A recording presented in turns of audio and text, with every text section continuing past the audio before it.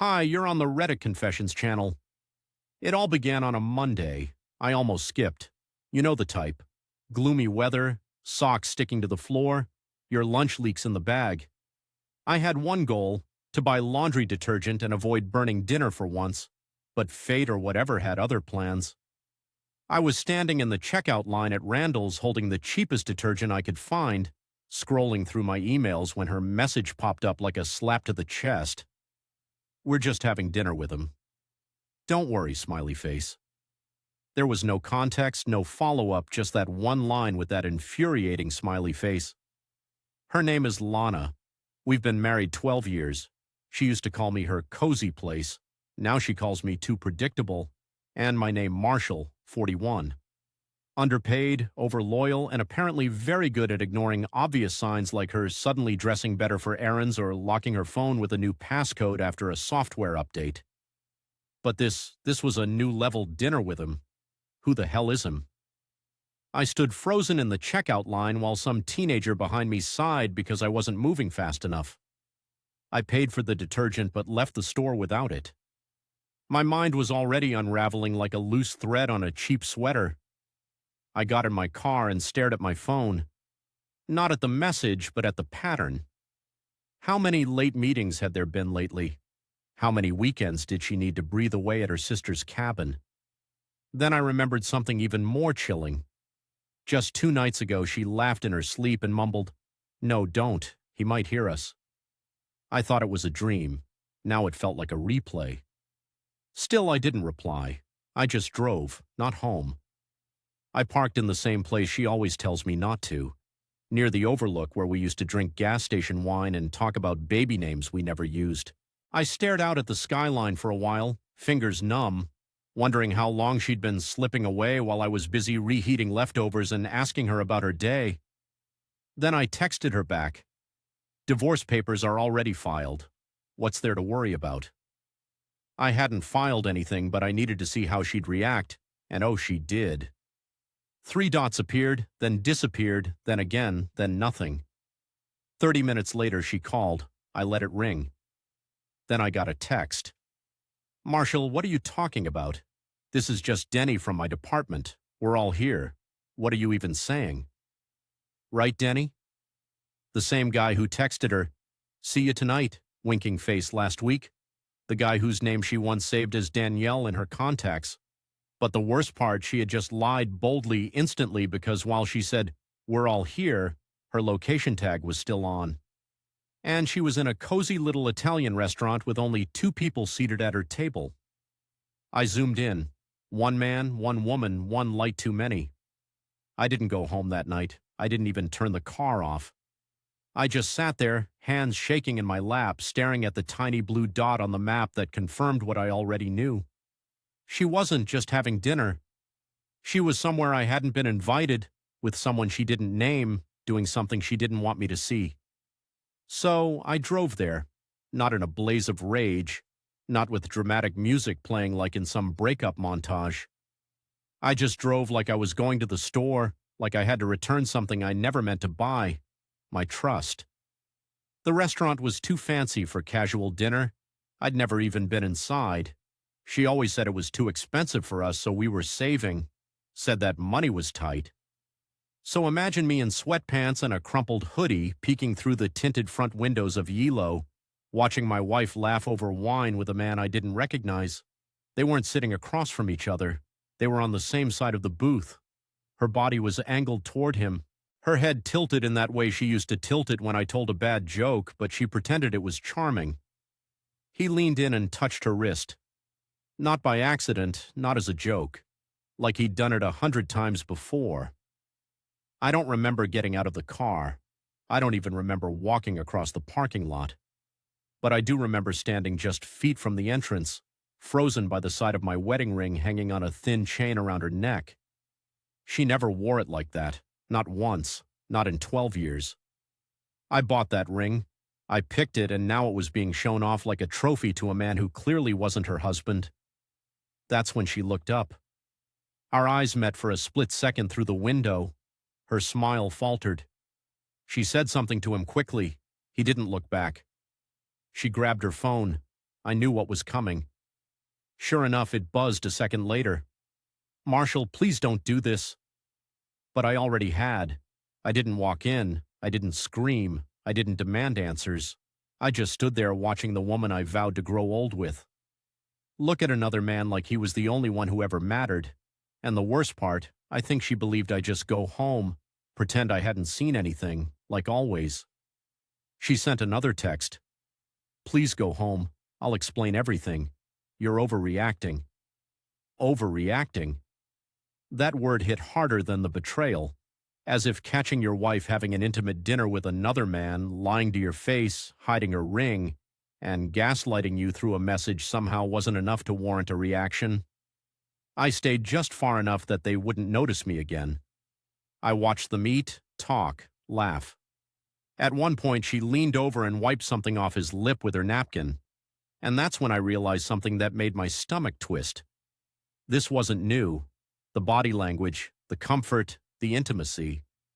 This wasn't a fling. This was practiced, rehearsed, familiar. He knew her little cues. She knew how he liked his steak. When he cracked a joke, she didn't laugh like someone being polite. She laughed like someone who had heard it before and still loved it. I thought about walking in with my phone camera recording. I thought about shouting her name, making a scene, forcing her mask to drop. But that's not who I am. I don't know how to rage. I know how to sink quietly internally. So instead, I took a picture.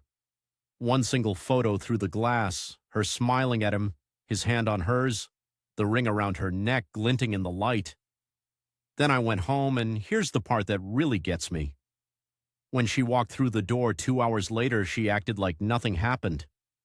She tossed her purse on the table, kicked off her heels, and called out, "Hey, babe, you up?" Babe. That word used to make me feel lucky. Now it sounded like spit in my face.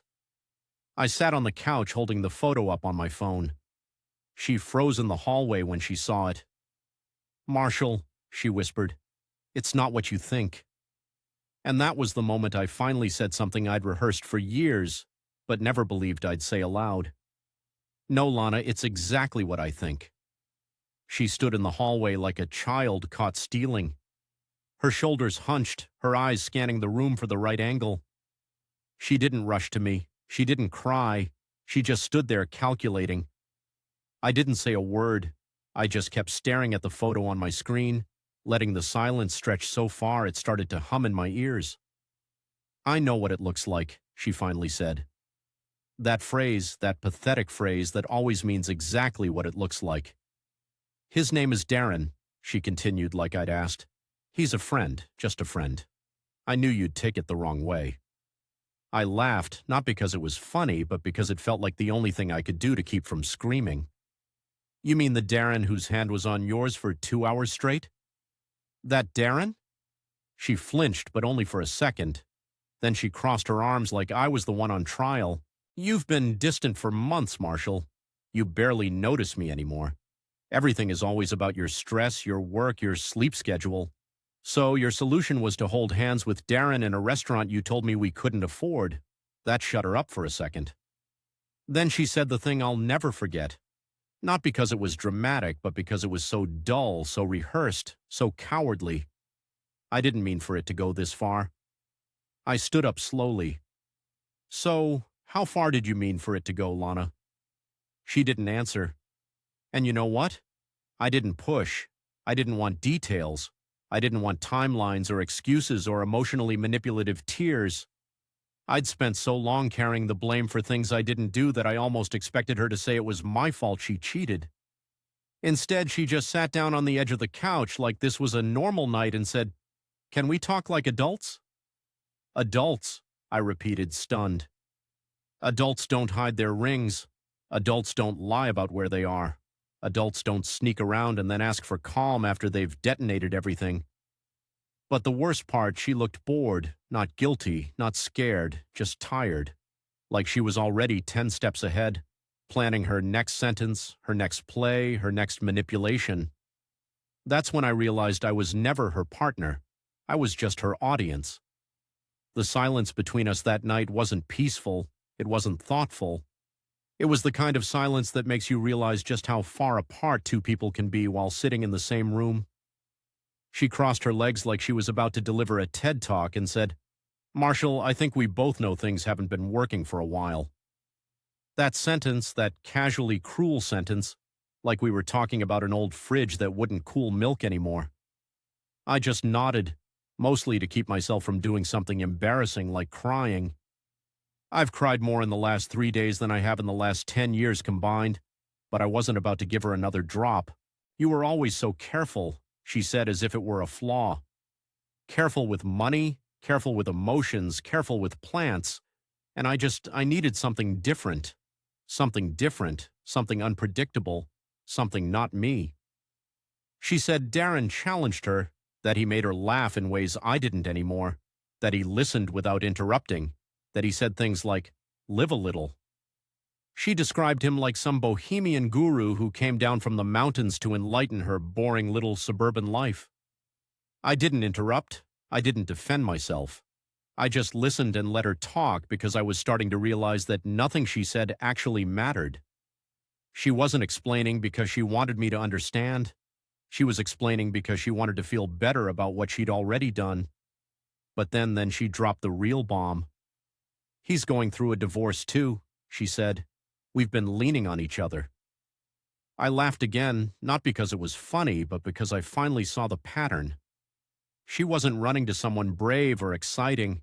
She was running to someone just as broken as her, someone else who needed attention, praise, validation, just like she did.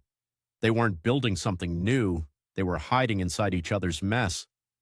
And then, with a calmness that chilled me to the bone, she said, "I'm not sure what I want right now, but I don't want to lose everything just because I got confused." I blinked at her. "You mean me?" She nodded. I stood up slowly. My legs felt heavy, like gravity was warning me not to rise. "I think you already lost me, Lana. You just didn't notice." The next morning I couldn't sleep. Lana was still in the bedroom pretending like the conversation never happened. She even brewed coffee, set a mug out for me with the same mechanical habit she'd practiced for years. Like that one cup of caffeine was going to erase what I saw with my own eyes. I didn't touch it. Instead, I went to the garage looking for a reason to stay out of her way. I told myself I was going to reorganize my old tools as if that would fix anything, but I found something else instead. A shoebox, one I hadn't seen before. Stuffed behind the paint cans and under a folded blanket we hadn't used since our last failed camping trip. Curiosity didn't even feel like the right word. It was more instinct, like my gut knew this box wasn't just filled with junk. Inside were printed photos, not digital, not in her phone. Printed as if someone had wanted these memories to be permanent, almost ceremonial. Him and her at restaurants, at a lake. One photo of them in what looked like a hotel mirror with his arm wrapped around her waist from behind while she grinned into the reflection like she was posing for the future. That's when it hit me. This wasn't just emotional cheating. This wasn't just dinner. This was a life she was rehearsing behind my back. There were ticket stubs, notes, a receipt from a jeweler. One of the envelopes had my name scribbled on the outside, but I didn't open it. I couldn't because suddenly I realized this box wasn't for hiding. It was for revealing someday when she was ready. She had been preparing her exit slowly, methodically, and I was the idiot who'd been too busy fixing our leaking sink to notice she was building a second life behind my back. I didn't confront her. Not then. I went inside, dropped the box on the kitchen table, and walked back out without a word. Let her see what I'd found. Let her panic for once. I didn't say a word when I left the box on the kitchen table. I wanted her to feel it, the weight of being caught, the panic of secrets no longer protected by silence. I drove around for hours, not really knowing where to go. I parked outside an old diner we used to eat at during our early days, back when she smiled at me like I was her favorite person and not a background character in her real story. When I got home that night, the house was quiet. Too quiet. I half expected her to be gone. Maybe I even hoped for it, that she would pack up her lies and leave before I had to say another word. But no, she was sitting at the kitchen table, the box still unopened in front of her, staring at it like it was ticking. She didn't look at me when I walked in, didn't speak, just said, "So, you found it." I leaned against the wall, arms crossed, waiting. "I wasn't going to show you until I was sure," she muttered. "Sure of what?" I asked, though I already knew. "That I wanted to leave," she whispered. "That it was worth it. That sentence, that stupid hollow sentence, like I was a piece of old furniture." She was debating whether to donate or dump. "You built a secret life," I said while I was folding your laundry and fixing the garage door. She opened the box slowly, fingers trembling. It wasn't supposed to be a secret. I was just waiting for the right moment. I almost laughed. "You mean a moment where it wouldn't blow up your image? Where I'd stay quiet? Where no one would blame you?" And then she did something that knocked the air out of me. She started crying, not pretty tears. Messy, breathless sobs that seemed to come from somewhere deep, like she wasn't crying because she was caught, but because something had finally snapped. "I don't know who I am anymore." She choked. "I look at you and I feel guilt. I look at him and I feel fake. And I don't even know which version of me is real." I wanted to hate her. I really did. But I stood there frozen because part of me still wanted to fix this, that broken, pathetic part of me that always needed to be needed. But I didn't move. I just whispered, "Maybe you're neither," and walked away. I didn't sleep that night either, but it wasn't the usual anxiety-fueled spiral. It was quiet still, like standing in a burned-out house, breathing in the ash, realizing you've somehow survived the fire. She had cried herself to sleep in the other room, door shut, the box still open on the table. I didn't go in. I didn't ask if she was okay. For once, I let her sit in the ruin she created. By morning, I knew what I needed to do. I didn't want revenge. I didn't want some dramatic public exposure or a messy breakup that left us both shredded. I just wanted clarity and peace. So I wrote a letter, not to her, to myself. It wasn't poetic. It wasn't clever. Just a list of truths I had ignored for years. How I shrank myself to keep her from feeling inadequate. How I dismissed red flags because I didn't want to be the jealous type. How I was so afraid of losing her that I never stopped to ask if she had already left me emotionally. Line by line, I wrote it all, not for closure, but for understanding. Then I packed a bag. Nothing dramatic, just enough for a few nights. I didn't slam doors, I didn't make noise. I left the letter on my pillow and walked out. The air outside felt different. I stayed at a motel on the edge of town that smelled like old carpet and microwave popcorn, and it was perfect. For the first time in what felt like forever, my phone was silent. Not because no one cared, but because I wasn't waiting for her to say something that made it all okay. A week later, I filed for divorce. For real this time, she didn't beg. She didn't scream. She just nodded like she had known this was coming and couldn't stop it. Maybe she was sorry. Maybe she wasn't. But that was no longer my burden to carry. I'm not healed. I'm not suddenly whole. But I'm not her shadow anymore. I signed the papers, folded my letter, and finally looked in the mirror without flinching. It turns out peace doesn't come with answers. It comes with letting go of the need for them. Thanks for following this story on the Reddit Confessions channel. Now tell us which moment in Marshall's story hit you the hardest and why. Drop your thoughts in the comments, and if you've ever faced a similar crossroads, we'd love to hear how you handled it.